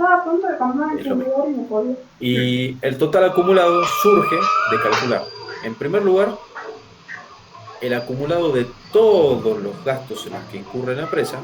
Fíjense que va el primero, que son 10.800 pesos, dólares, lo que ustedes quieran, 6.700 el segundo, y si ustedes van haciendo el acumulado de la suma, y después con el valor final que encuentran, ¿sí?, lo relacionan al primero y lo ponderan, o sea, básicamente, cuánto representa esto del total, de la suma total, y van a ver que es un 38%, y así van calculando esos montos y los van acumulando, los van sumando, para poder construir una tabla como la que recién vimos, en donde en el eje de las X vamos a tener el acumulado de los ítems, el porcentaje acumulado de ítems, y en el eje de las Y van a tener el porcentaje acumulado de inversión, que surgen de estas dos columnas que recién charlamos. Si ustedes ven ya así, muy a simple vista, si ustedes ven el porcentaje acumulado relacionado a la demanda anual valorizada, o sea, el monto del presupuesto total, siendo el presupuesto total el máximo costo que tengo de 28.536 pesos, ustedes van a ver que los primeros dos ítems ya suman el 62% del total del gasto. Con el tercer ítem, yo ya tengo el 74% del total del gasto ya consumado, porque estos tres artículos se llevan el 74% del gasto total. Y el cuarto artículo ya suma, esto está hecho obviamente para que quede así redondito, el 80% del gasto total anual de esta fábrica con todo este inventario particular, ¿sí? Si yo ya sumo un quinto ítem, ¿sí?, me voy al 85% del presupuesto total. Y así sucesivamente hasta que encuentro el 90, el 95, el 98, el 99, el 100%. ¿Cuál es la primera impresión que nos llevamos? La clasificación que tenemos acá. Que 1, 2, 3, estos 4 primeros artículos, o sea, la tela A, la tela B, la tela C y la tela D, consumen dentro del costo total anual el 80% de ese costo, ¿sí? Si ustedes hacen la matemática, si hacen el cálculo, van a ver que este número representa el 80% de este. Ya el quinto artículo, si lo incluimos, ya estamos hablando del 85% del gasto total, ¿sí? Si ustedes hicieran un corte desde el artículo 5, 6, 7, 8, 9, 10, del artículo quinto al artículo 10 al artículo 10, podrían hacer el cálculo de que suma un 10% más, fíjense que va del 85 al 95, un 10% más del monto total anual que gastamos en todo este inventario, ¿sí? Ahora, representa 10 artículos, ¿sí? Entonces, con esta información yo construyo la tabla de la que recién veníamos charlando. Y vamos a hacer la distinción que hicimos en la diapositiva anterior. El 20% de los artículos, si ustedes recuerdan, esto eran 20 artículos. Y dijimos que los primeros 4, que representan el 20%, ¿sí?, se llevan el 80% del costo, van a ser los artículos de clase A. Y los artículos de clase B, ¿cuál van a ser? Como dijimos también en las diapos anteriores, va a ser aproximadamente un 30%, en este caso un 40% de los artículos que representan un aumento del 80 al 95 del 15% del costo total de esa demanda anual. Y el resto de los artículos, que va a ser también un 40%, representan el 5% restante de esa demanda anual, de ese total anual, que eran estos 28.000 pesos, ¿sí? esta es la forma en la que se trabaja con el diagrama, esta es la forma en la que se construye el diagrama. Es bastante sencillo, es simplemente ordenar todos los artículos, conocer toda la información detallada de inventario, de precios unitarios. Fíjense que es sumamente importante que ustedes conozcan toda esta información, que es usual de la empresa. Ustedes no deberían, en una empresa real, Yo quería no saber deberían si tener era... problemas para obtener este tipo de información. Estamos hablando de precios y de consumos anuales o por periodo. No debería ser un problema conseguir esta información para construir la tabla. Y a partir de la construcción de esta tabla, la conclusión a la que vamos a llegar es la que ya mencionamos anteriormente, es encontrar esa segmentación con la que nosotros vamos a trabajar y la que nosotros vamos a utilizar de base para decidir a qué artículos le vamos a dar más importancia y a qué artículos no. La clasificación clásica que ustedes van a encontrar en bibliografía es que a los ítems de clase A o los artículos de clase A se les da una mayor importancia, y los artículos de clase B, C se les da mucha menor importancia a la hora del control riguroso de stock o de almacén, ¿sí? Esta es la clasificación gráfica que ustedes se encuentran. Ahora, si me preguntan a mí, muchas veces estas divisiones pueden ser más difusas, o yo puedo trabajar, fíjense que en este caso yo dije que las primeras telas, hasta la tela D, eran de clase A, y las telas E y F quedaron un poco afuera. Tal vez ustedes pudieran decidir con más criterio o por más conocimiento de la planta en la que están trabajando, que alguna de estas telas puede llegar a entrar como un ítem A, o que a una tela particular, aunque no entre dentro de esta clasificación inicial, se le va a dar un tratamiento de artículo clase A. Eso lo pueden decidir en la práctica, en realidad, y no está mal, digamos. Eso depende mucho de cómo ustedes se vayan organizando y cómo ustedes vayan conociendo la empresa en la que están trabajando. Es muy común que no sea tan estricta la clasificación como la que yo les doy en esta diapositiva. Ese es otro error que suelen cometer, digamos. Cuando nosotros volvemos a este punto y decimos que los artículos de clase A son entre 80 y 85, si la clasificación corta en un 79, en un 78 o en un 77 y después salta un 90, ustedes pueden hacer el corte en el 77 y decir que esos son los artículos de clase A y el CB. No es tan estricto, a lo que voy es que no es tan estricto, no sean tan estrictos con el límite. O sea, no es estrictamente, exclusivamente un 80% y el 15% de los físicos. Puede ser un 80 y un 20 de los físicos, puede ser un 80 y un 12 o 13 de los físicos, puede ser un 85 y un 10 de los físicos. No es tan estricto el corte, no se ahoguen en un vaso de agua, en el sentido de que si no se cumple exactamente el 80-20 o algo, no sepan cómo resolverlo. Todo lo contrario, traten de ser un poquito más flexible, siempre y cuando, por supuesto, no sean ya ridículos los porcentajes, digamos, ¿no? Pero siempre se puede ser un poquito más flexible y no tan estricto con las reglas. Entiendan que esto es matemática y que difícilmente les va a cerrar a la perfección con el 80%, con el 95%. Esto está hecho para que cierre así, ustedes vean el ejemplo, pero difícilmente van a encontrar estos valores, ¿sí? Probablemente sean algún número redondeado cercano al 80, cercano al 95. ¿Sí? No sean tan estrictos con eso, porque por ahí suelen tener problemas y creo que no amerita, es sencillo. ¿Tienen alguna pregunta de este diagrama? ¿Hay algo que no haya quedado claro?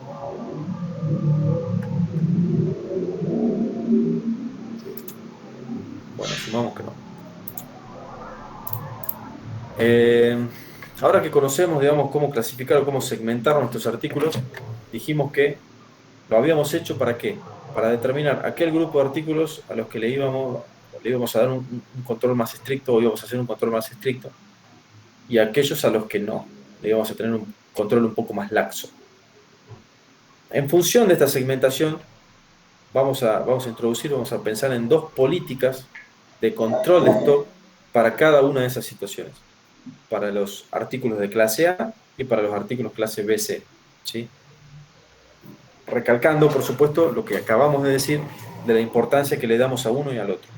Entonces, a los artículos de clase A le vamos a dar mayor importancia y los vamos a controlar de una manera mucho más rigurosa. Y a los artículos de clase B y C le vamos a dar un poquito menos de importancia y los vamos a controlar de una manera un poco más laxa. En función de esta segmentación, surge la primera política o la primera metodología para controlar los stocks, que son o es el sistema de revisión periódica. ¿Sí? Los sistemas de revisión periódica trabajan de la siguiente forma, conceptualmente. ¿Sí? La primera frase lo dice todo, de cantidades variables a fechas fijas. Como dice su nombre, a fechas fijas, o sea, periódicamente a fecha fija, se revisa la cantidad de stock que tengo, la cantidad de unidades que yo tengo en el almacén, se evalúa si esa cantidad me alcanza o no me alcanza para continuar con mi ciclo productivo, y si no me alcanza, compro, y si me alcanza, no compro hasta la próxima revisión, en la cual yo volveré a evaluar, y lo tendré que hacer todo de vuelta, evaluar si necesito comprar o no necesito comprar. Entonces, por eso el sistema de revisión periódica, una cantidad variable, o sea, no siempre compro la misma cantidad, pero sí lo reviso a fechas constantes, o sea, cada un mes, cada 2 semanas, cada una semana, yo reviso el stock y me fijo si tengo que comprar. Esa es la primera metodología, ¿sí?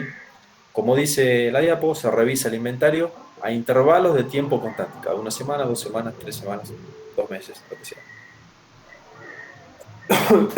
No se considera un punto de pedido, que es algo que ya vamos a ver, y se espera a llegar al momento de revisión y recién ahí se decide si pido o no, se decide el pedido. Tiene poca reacción ante fluctuaciones de la demanda, pero permite ahorrar recursos y bajar costos. ¿Por qué tiene pocas fluctuaciones de la demanda? Poca reacción ante fluctuaciones. Y porque yo me fijé que cada 3 semanas reviso lo que pasa en esas 3 semanas, si la demanda sube o baja, no impacta en mi política, no impacta en mi sistema de control, ¿sí? Que yo me voy a enterar a las 3 semanas cuando revise si la demanda aumentó o bajó por la cantidad de stock con la que me voy a encontrar. Entonces, esa es la metodología, la primera metodología que se aplica normalmente a artículos de clase A. Después hay otra política, otra metodología, que es el sistema de revisión continua. El sistema de revisión continua a contramano de lo que recién charlamos, ¿sí? Que sea de revisión continua implica que permanentemente lo estoy revisando, ¿sí? Estoy controlando qué cantidad hay, ¿sí? Este se maneja bajo la metodología de cantidades fijas a fechas variables. O sea, acá lo que es fijo no es la fecha, sino que es la cantidad. Y cuando hablemos de cantidades fijas, si ustedes piensan un poquito conmigo y están en sintonía con lo que venimos charlando, esa cantidad, si la cantidad es fija, lo más normal, lo más sencillo, va a ser que esa cantidad seguramente sea el lote económico. O sea, siempre compro la misma cantidad. La que analicé económicamente es el lote económico, que optimiza esa curva de costos. Entonces, el stock en este caso se actualiza de forma inmediata cada vez que se produce una recepción a una venta. O sea, yo veo muy atento a la fluctuación que existe de la demanda, a casi reacciona ante esa fluctuación. Y se conoce el nivel de inventario al detalle. Entonces, la frecuencia de pedida está sujeto al ritmo de ventas. O sea, ¿qué pasa? Se aumenta la demanda, se consume más rápido, se repone más rápido. Entonces, ¿qué cantidad? Por supuesto, el lote económico. Pero ya vamos a ver la gráfica que nos va a dejar un poquito más claro. Esto se aplica normalmente a artículos de clases B y C. ¿Sí? Esta es la metodología que optamos para este tipo de artículos, que es un poquito más laxa. Ya vamos a ver cómo funciona cada una. Pero bueno, este es un pantallazo de cómo funcionan estas dos metodologías. ¿Me siguen hasta ahí? Sí, pero ¿Me siguen? Vamos a asumir que sí. Sí, profesor. Buenísimo.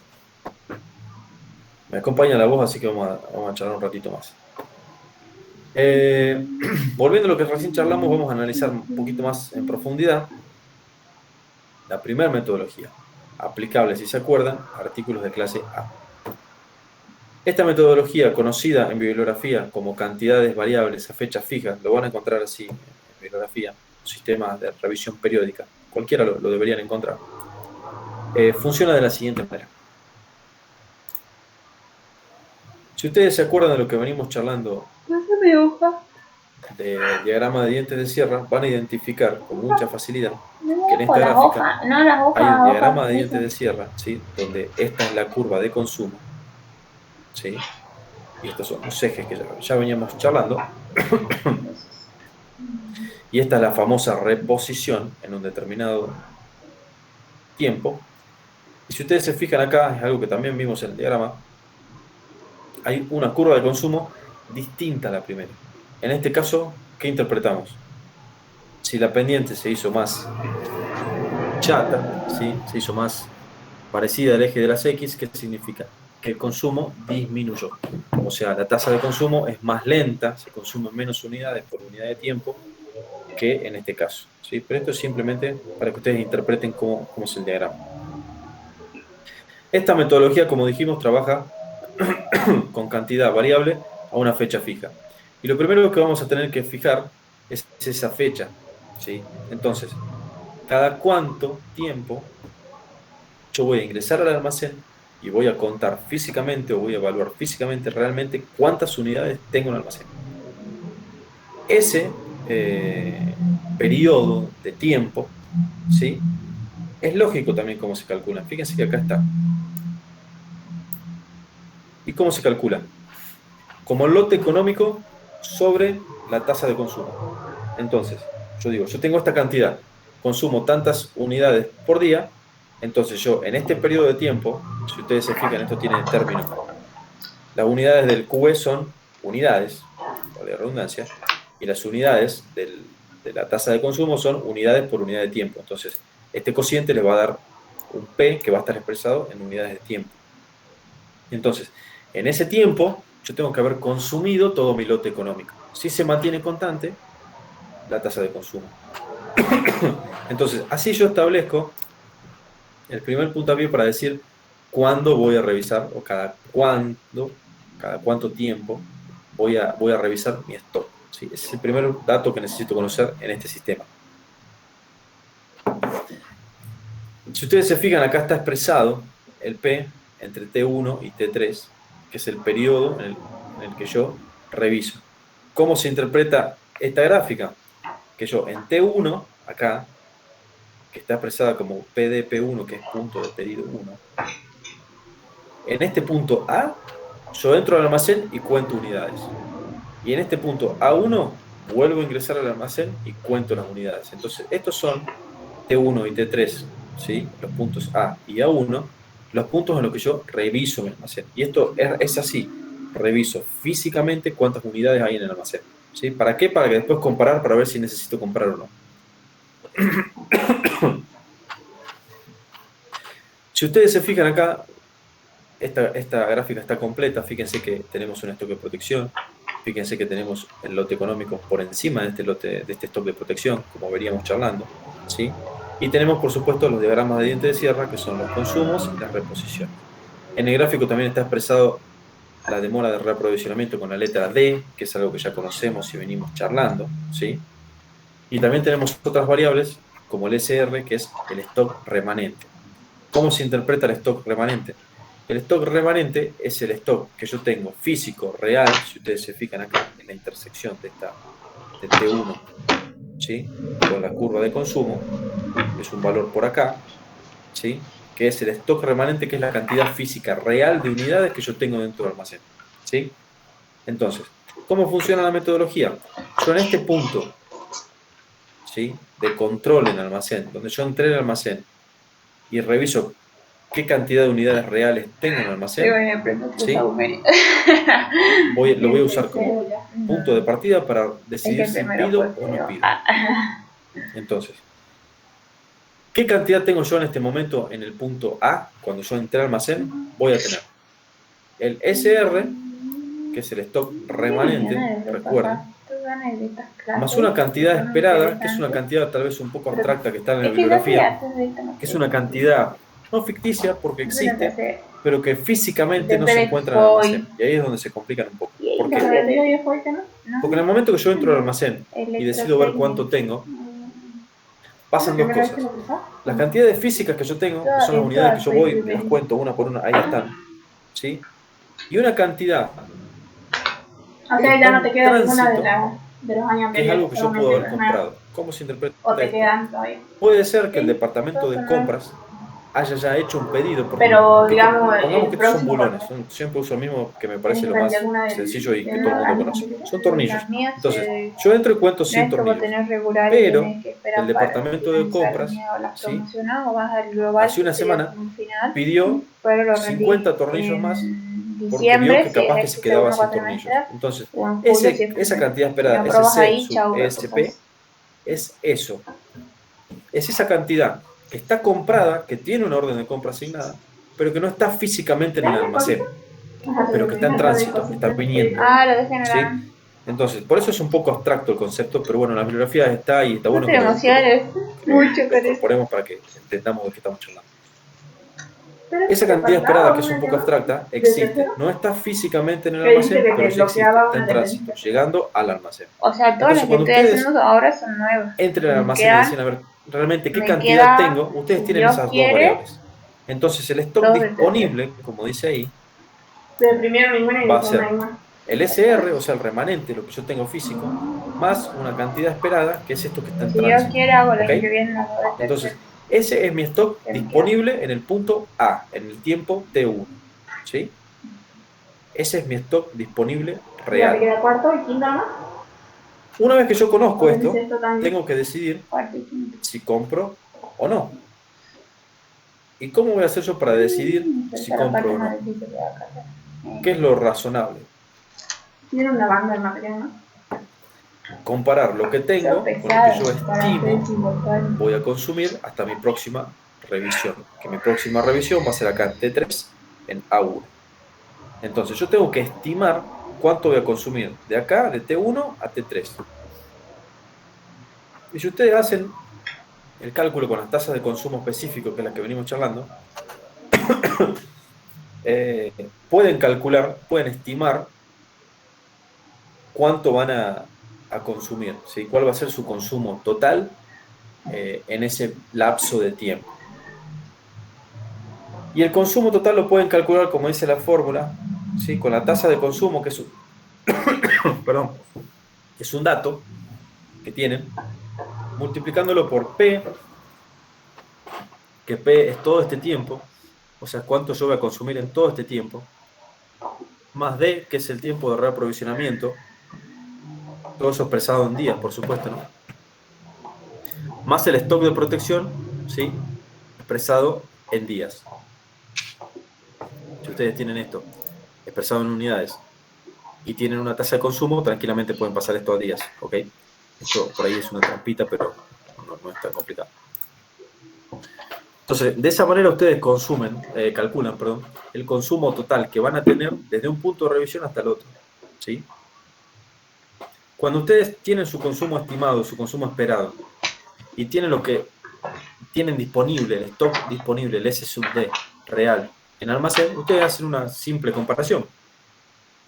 Si lo que tengo, más esta cantidad que llega, o sea, el disponible real, supera lo que yo estimo voy a consumir en ese periodo de tiempo, no compro, porque si compro tendría un exceso de materiales. Ahora, se da la inversa. Si lo que yo tengo disponible es menor que lo que yo estimo voy a consumir, necesariamente tengo que comprar, porque si no, en algún punto, entre los dos puntos de revisión, yo me voy a quedar sin material y voy a cortar mi stock, voy a romper mi stock. ¿Sí? Lo que implica, por supuesto, como recién dijimos, parar la producción y un montón de problemáticas más. Entonces la comparación es muy sencilla, ¿sí? Simplemente surge de analizar lo que tengo disponible con lo que estimo voy a consumir. ¿Cómo calculo, digamos, esa cantidad a pedir? Porque la particularidad que tiene esta metodología es que yo solamente voy a pedir, como dice su título, cantidades variables a fechas fijas. Si ustedes recuerdan, estos son artículos de clase A, que son los más importantes dentro del presupuesto, los que más impacto tienen en el presupuesto. Entonces, comprar de más implica que los costos van a ser excesivos, implica que voy a tener costos de almacenamiento excesivo, de adquisición, costos totales superiores a que en otro tipo de artículos. Entonces yo, tratando de optimizar, simplemente voy a comprar lo suficiente para llegar al próximo periodo de revisión con el stock mínimo necesario. Y eso surge de despejar, digamos, básicamente, ¿sí? De despejar Q de la resta entre las dos cantidades. O sea, lo que yo consumo, lo que espero consumir, menos lo que tengo disponible. Esto les va a dar una diferencia, que es netamente lo que me está faltando de ese stock disponible para cubrir mi consumo total. Entonces, tan sencillo como una resta, se determina cuál es ese Q, ¿sí?, que es el que yo necesito comprar en ese momento, T1, en el punto de pedido 1. Lo que necesito pedir para que en el T3, en el punto A1, cuando yo llegue a revisar cuánto stock tengo, no me haya quedado sin stock en el transcurso de ese tiempo. ¿Me siguen hasta ahí? le gusta ponerle los videos y esas cosas. Bueno. Así funciona esta primera metodología que se utiliza para los artículos de clase A, que son los más costosos, como venimos charlando, los más importantes dentro de este diagrama ABC, y a los que más tiempo les vamos a dedicar de control. Conclusiones de esta metodología. Se aplican ítems de clase A, como venimos charlando. Trabaja en condiciones óptimas, ¿por qué? Porque solo se pide lo necesario para completar el stock hasta el próximo punto de revisión. Exige revisiones periódicas, lo cual es bueno porque uno realmente entra al almacén y ve efectivamente cuántas unidades hay, ¿sí? No depende de lo que le digan o no depende de una estimación muy al voleo de cuántas unidades puede haber, ¿sí? Un control estricto, físico, conteo físico de los artículos. Bueno, dentro de sus desventajas, bueno, puede ser costoso, en realidad puede ser complejo calcular la proyección de demanda, o sea, esa tasa de consumo que nosotros asumimos como dato. Si la demanda es muy fluctuante, puede ser un poco compleja de calcular porque puede variar en el tiempo y puede ocasionar algún problema con la metodología. Y bueno, como conclusión, con este método se trabaja con un control estricto de niveles, donde se compra estrictamente lo necesario y se trabaja con stock de protección chicos, todo. ¿Por qué? Porque estamos hablando de ítems que normalmente son más costosos, ¿sí? Entonces, como conclusión, bueno, es eso. Es una metodología conceptualmente muy sencilla, pero que bueno, por ahí complica un poquito el tema de los cálculos y de la interpretación de la gráfica. Como contrapartida tenemos otra metodología, otra política, que es cantidades fijas a fechas variables, que es la metodología que vamos a aplicar a artículos de clase BC, si se acuerdan de lo que recién charlamos, que es una metodología mucho más sencilla. Como lo dice su palabra, es cantidades fijas a fechas variables. No hay un periodo de revisión, simplemente se consume, hasta que acá introducimos un concepto que recién charlamos, que es el QP, que es el punto que está acá, el nivel de stock de pedidos, el punto de pedidos, nivel de stock de pedidos, que es el límite inferior al que yo voy a llegar para decidir, necesito comprar más unidades. Entonces, ¿cómo funciona la metodología? La metodología parte de la misma base que tengo un stock de protección, tengo un lote económico, tengo un nivel máximo de stock, tengo una tasa de consumo, por ende una curva de consumo, que puede tener la pendiente, como vemos acá, un poquito más achatada, lo que implica que el consumo es más lento, o puede ser un poquito más empinada, lo que implica que el consumo es más rápido.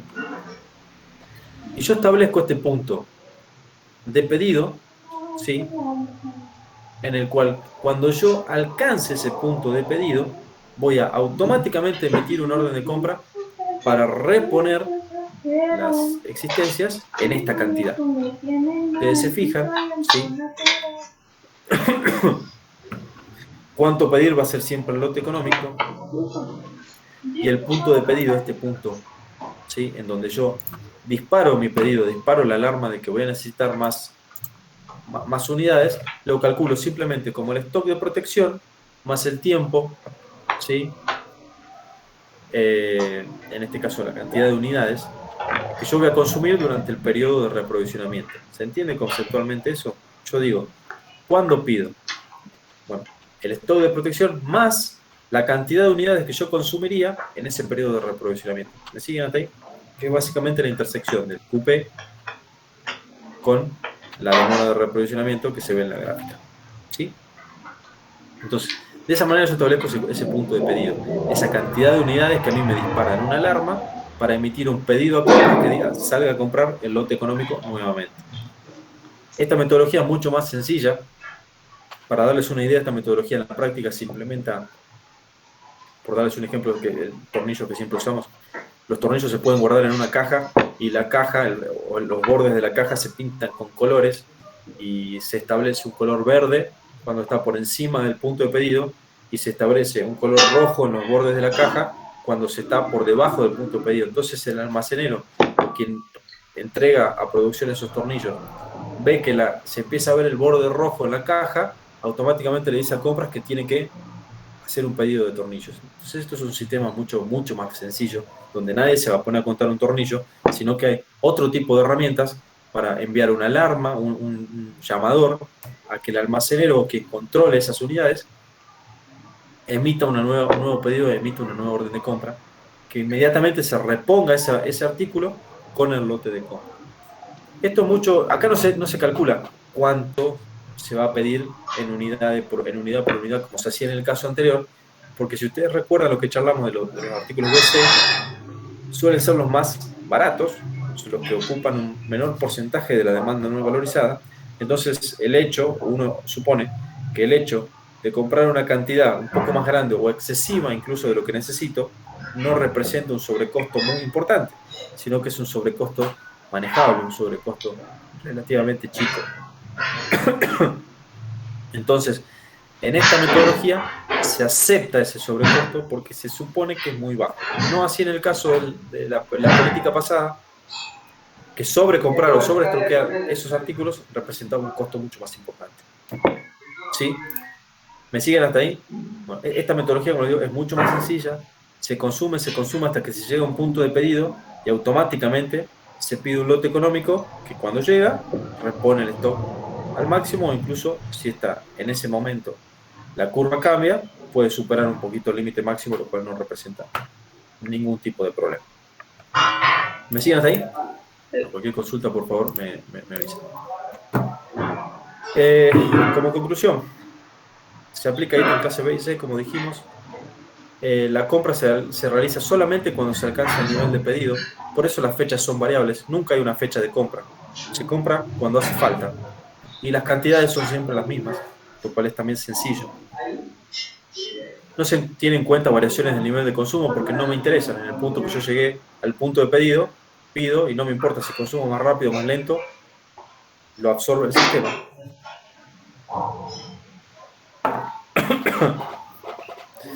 No exige una revisión periódica, o sea, no exige físicamente contar los artículos en el almacén, no lo exige.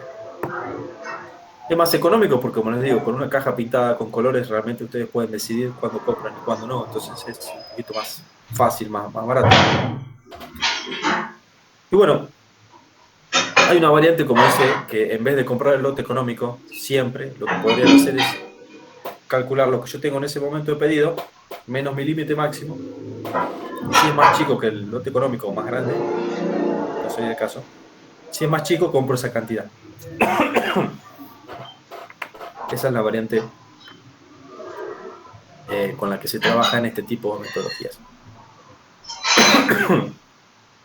Bueno, hasta acá venimos más o menos bien. Vengo aguantando, tomando mate porque me pica un poco menos la garganta. ¿Tienen alguna consulta hasta acá? Me parece que sería conveniente cortar acá porque no nos falta mucho. Los otros temas son sencillos. Ya hemos charlado bastante y tienen bastante que asimilar. Así que me parece interesante cortar acá y dejarlo para la próxima clase, cerrar el tema y ver el práctico.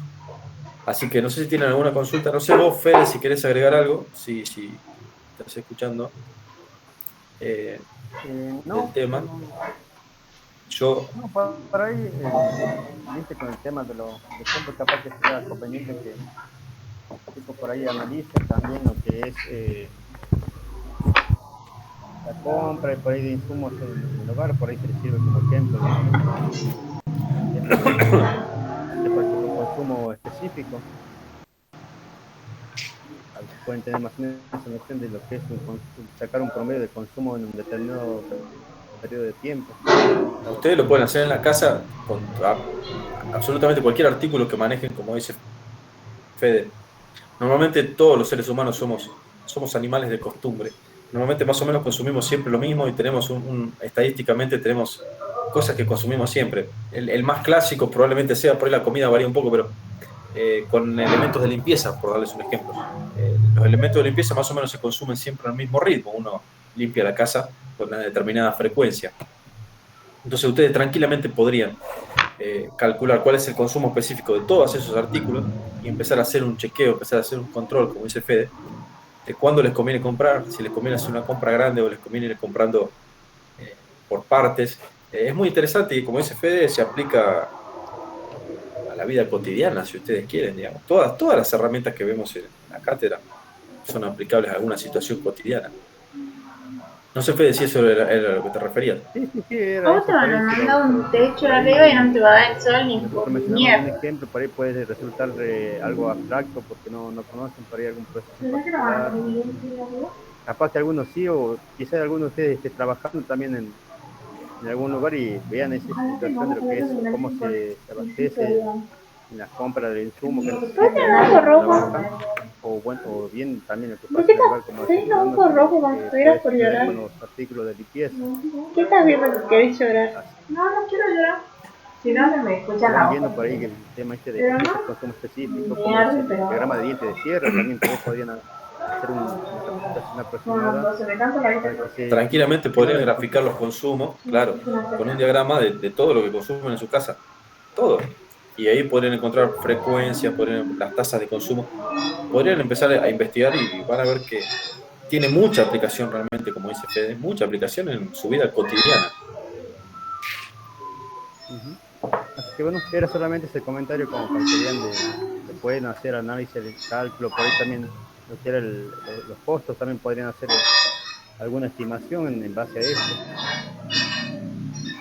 Totalmente.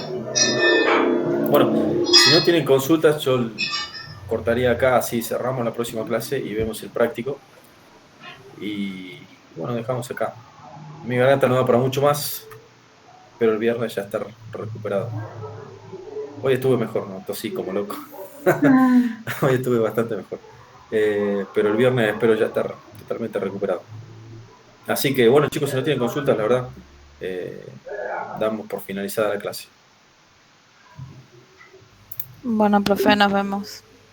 Hasta luego, que anden bien. Chao, profe. Gracias. No, profe. Profe, Chao, hasta chao. luego. Luego, pues, Hasta luego.